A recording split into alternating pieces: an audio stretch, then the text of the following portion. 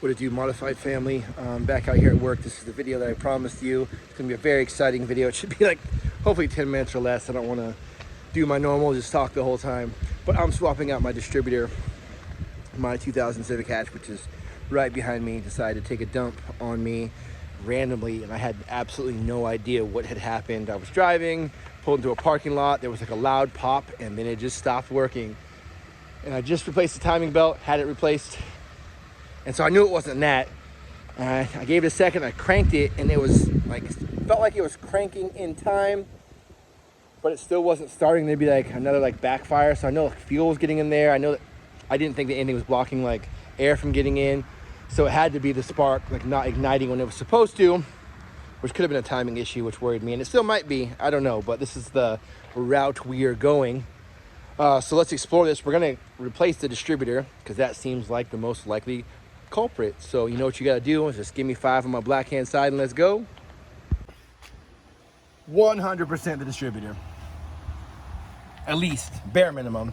So what had happened, it seemed like, was when I took this out, this bolt which holds the rotor into place had worked its way out and was sitting on the bottom. And it's funny because with this exact same motor, one day I'm coming back from Weenie Fest in Fresno, my friend was driving this, and that thing flew out at high speed and shattered that cover that goes in here. So we could see partially why it wasn't working. You see all those contacts that the rotor's supposed to pass in time are all bent back. So as the rotor spun on this, that piece is plastic, this piece is metal, and then it would get hot and it would start to warp and move around and wobble because it wasn't bolted in place. And so I feel like I could just throw on a new cap and a new rotor, but I ordered a whole new distributor, and I'm gonna start the very first thing with putting thread locker on this, which I went and bought at Lowe's. It was like $8. I didn't get the permanent one like I normally do, but I would rather replace a cap and rotor than have to replace the whole thing. So that's why I use this. And you know that screw bolt that goes in there is so small that there wasn't a lot of surface area for cranking, so I didn't want to like over seal it on there. So yeah, so that's what we're gonna do. It's gonna take just a second. We'll go into the shop, we'll put the thread locker on that piece on the new distributor, we'll look at it, and then we'll compare the two. Hopefully they are the same. And that's why I'm leaving this cap on, so I know the orientation of these spark plug wires. All right, so let's go to the shop. So I tried to make sure that I got the same plug. It should be already on there. So this should plug right in. You can see the old cover, how the rotor started eating into it. And that's where the bolt goes. You saw it was like, it was probably loose for a while, but it wasn't making any noise and it was running fine. So I didn't know to look in there until after the fact. So I got a screwdriver, got all my tools from home. So I'm gonna pop this cover off real quick. I'm gonna remove that little bolt. This is the original one. You can see how like the wear on there. I'm gonna remove it. I'm gonna put a drop of this on there. I'm gonna put it back together. And it says it needs 10 minutes to set, which is fine because it's about the time it's gonna take me to take off those 312s. Get that little dial lined up, slide it back on, and then this video should end with my silver car running. So that seemed to work pretty good. I forgot that with Loctite it doesn't come open, so luckily I had some like a needle to poke through there to get just a little bit to come out. It was sitting in the heat for a minute, so it really really came out there, but I just took some tissue and cleaned it up because I didn't want to add a whole ton in there, and it seemed to lock back in there fine. So this is drying right now. I'm going to put the case back on, then we'll go throw it in the car. So when I put it back in, I'm going to try to make sure I align this the same way that the one that came out went in, and I'm also going to try to sit this in the same fashion because I think it'll adjust the timing a little bit if it's like turn forward or turn back. So I'm going to try to put it in exactly as the one that is in there because I know it's like at the right place for everything. So I am hoping that that was the only issue this car had. I have some speed modifications, like I forgot that I do not have a bolt down there, so it's only held in by 2, and it looked like it was all the way against this bolt pushed back, so that seems like an easy way to remember how it goes back in.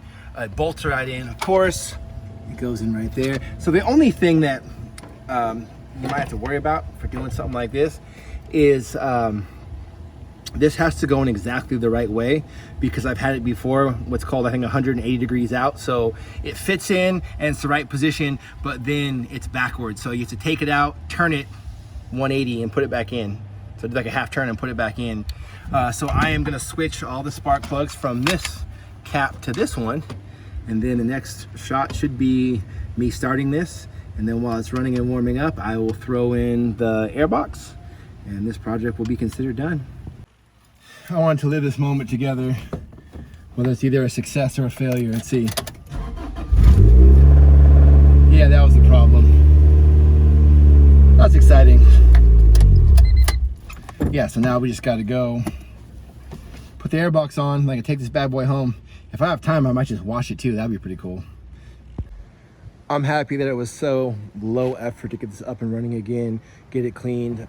I'm glad to be terrorizing the streets again. But man, I want to paint this thing so bad. I have a friend in Bakersfield said he could do it.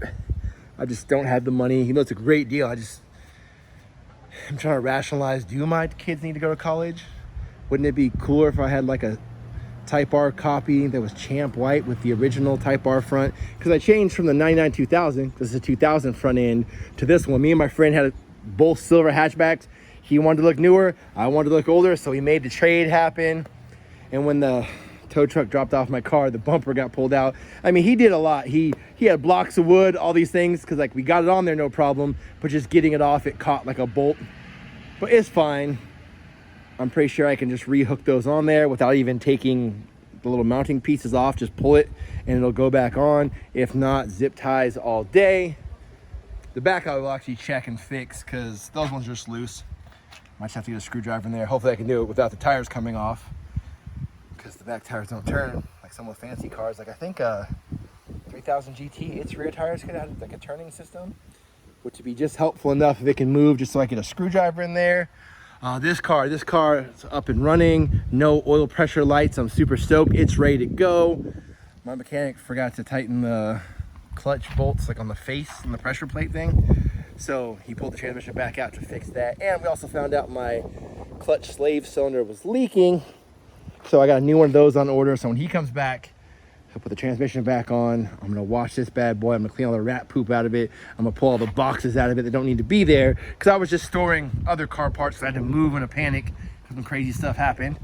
So this will be working. This one's gonna need a lot of love. I really just need help getting the rack and pinion in, get the pedal set in, because it's gonna go from auto to manual. Then the motor's all set and ready to drop in. Hopefully it's all wired and ready to go. I'll figure it out once it's in there. But even once I get it all together and get the motor in there, it'll still be a lot more appetizing. I do want to keep it and drive it. Don't have a lot of room to store it, so that one might be up for sale at some point, but it'll be all back together because no one will pay me anything when it looks like this. But all together, it's gonna be super awesome.